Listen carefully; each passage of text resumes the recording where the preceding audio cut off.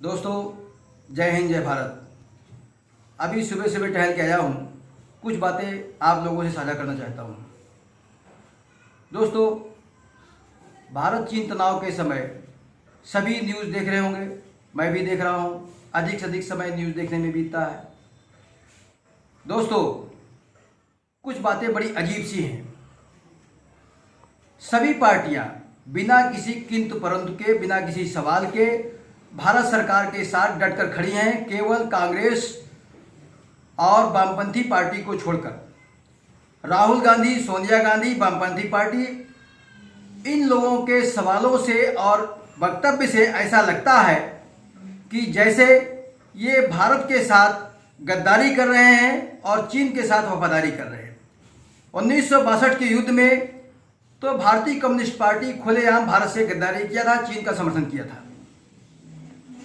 और अब communist party के साथ कांग्रेस पार्टी भी जुड़ गई है। मजेदार बात यह है कि हमारे फेसबुक अकाउंट पर कुछ विपक्षी पार्टियों के मित्र हैं, जिनका मैं नाम लेना चाहता हूं क्योंकि उनको बुरा लगेगा। वो जैसे ही समाचार आया कि गलवान घाटी में 20 सैनिक शहीद हुए, उनको लगा कि मोदी की हार हो गई। दोस्तों, कितनी बड़ी मूर्खता की बात है। राहुल गांधी को भी यही लगा और राहुल गांधी बोलना शुरू कर दिए कि हमारे सैनिक निहत्थे क्यों गए, जबकि 1996 की संधि में ये कांग्रेस की ही संधि थी जिसका भारतीय सेना ने पालन किया। कुछ फेसबुक मित्र ने सीधे सीधे प्रधानमंत्री नरेंद्र मोदी की हार को इसमें देखने लगे। कितनी बड़ी बेवकूफ़ी और मूर्खता की बात है। जो प्रधानमंत्री देश के लिए कोई भी फैसला कर रहा हो, जिसके साथ देश की अस्मिता जुड़ी हो, उसकी हार में देश की हार होती है, सेना की हार होती है, जो अंदर तक सीना छलनी हो जाता है। लेकिन कुछ पार्टियों के समर्थक और कांग्रेस पार्टी, वामपंथी पार्टी, इनको खुशी दिख रही थी। दोस्तों, खुशी इसलिए दिख रही थी क्योंकि ये लोग लुटेरे हैं, इनको सत्ता नहीं मिल रही है, लूटने को नहीं मिल रहा है, इसलिए ये इतना ज़्यादा मोदी ईर्ष्या में है कि देश को भूल जाते हैं कि हमारा देश का समर्थन करना इस समय बहुत ज़रूरी है। दोस्तों, कांग्रेस के समय में जब 62 का युद्ध हुआ था तो समझौते में भारत और चीन को बॉर्डर इलाके में कोई निर्माण नहीं करना था। चीन लगातार बॉर्डर इलाकों में रेलवे लाइन, सड़क, हर तरह का इंफ्रास्ट्रक्चर तैयार करता रहा, जिससे उसकी सेनाएं कहीं भी पहुंच सकती हैं आसानी से। कांग्रेस के सरकार के समय चीनी सेनाएं आए दिन भारतीय सीमा में घुस आती थी और कांग्रेस सरकार को रिक्वेस्ट करना पड़ता था, हाथ जोड़ना पड़ता था वापस जाने के लिए। जब से मोदी सरकार आई है, पॉलिटिकल विल पावर है, फैसला करने का, देश का आत्मसम्मान बढ़ाने का एक जज्बा है। उसी जज्बे के तहत हमारी सरकार हर तरह का फैसला करती है।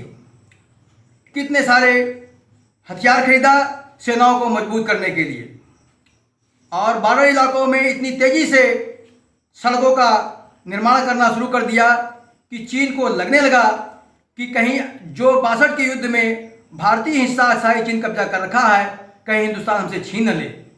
उसे डर लगा, इसलिए गलवान घाटी में अपनी सेना की घुसपैठ कराई, जिसमें भारतीय सेनाओं का मुठभेड़ हुआ। अब ये बात सामने आई है कि हमारे भारतीय सैनिकों ने, जिसको प्रधानमंत्री नरेंद्र मोदी ने साफ शब्दों में कहा था कि हमारे सैनिक चीनी सैनिकों को मारते मारते शहीद हुए हैं, और सभी मीडिया में ये बात आ चुकी है कि भारतीय सेना ने चीनी कर्नल को जिंदा अरेस्ट कर लिया था और चीनी सैनिकों के 1700 भारतीय सैनिकों के कब्जे में थे। 2-3 सैनिक भारतीय सैनिक चीन के कब्जे में थे, उसके लिए अदला बदली हुई। दोस्तों, हमारी भारतीय सेना ने, अगर रेशियो देखा जाए तो एक सैनिक ने चीनी सैनिकों को 3-3, 4-4, 5-5 को मारा। भारतीय सेना का जज्बा और साहस, अदम्य साहस दुनिया में सबसे ऊंचा है। दोस्तों, ऐसा इसलिए कि हम भारत को अपनी माता मानते हैं और हमारे माता का कोई अपमान करे, भारत माता को कोई अपमान करे, तो कोई भी सैनिक या कोई भी असली हिंदुस्तानी बर्दाश्त नहीं कर सकता। दोस्तों, वर्तमान समय में जो राष्ट्रवादी जनता है और सरकार एवं सेना इस इंतजार में बैठी है कि चीन कोई हिमाकत करे और भारत को हमला करने का मौका मिले। भारत सरकार, राष्ट्रवादी जनता और भारतीय सेना विश्व बिरादरी में यह आरोप नहीं चाहती कि भारत हमलावर है और हमला करता है दूसरे देशों पर। इसीलिए भारतीय सेनाएं डटी पड़ी हैं कि चीन फिर से कोई गलती करे और भारत सरकार और सेना को मौका मिले चीन पर हमला करने का, उसको सबक सिखाने का। इस बार अगर युद्ध हुआ तो भारतीय सेना चीन को रौंद देगी। दोस्तों, किसी को डरने की जरूरत नहीं है। युद्ध के बाद एक बड़ी शांति मिलती है। आए दिन हमेशा चीन की धमकियों से देश का सम्मान गिरता है और चीन का नाक मुंह तोड़ना बहुत जरूरी है। जय हिंद, जय भारत।